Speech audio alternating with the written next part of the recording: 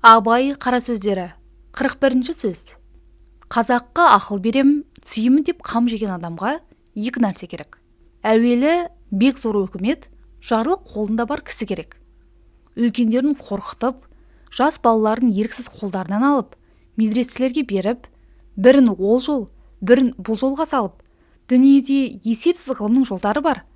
Әрбір жолда үйретушілерге беріп, сен бұл жолды үйрен, сен ол жолды үйрен деп жолға салып, мұндағы халыққа шығын төлетіп жіберсе, хәтта қыздарды да ең болмаса мұсылман ғылымына жіберсе, жақсы дін танырлық қылып үйретсе, сонда сол жастар жетіп, бұл аталары қартайып сөзден қалғанда түзелсе болар еді.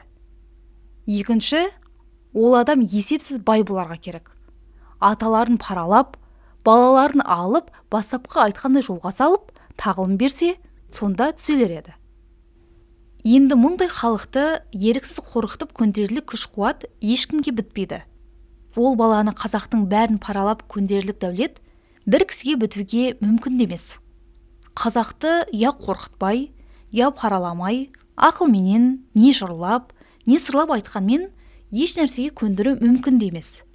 Етінен өткен, сүйегіне жеткен, атадан мирас алған, ананың сүтіменен біткен надандық әлде қашан адамшылықтан кетірген.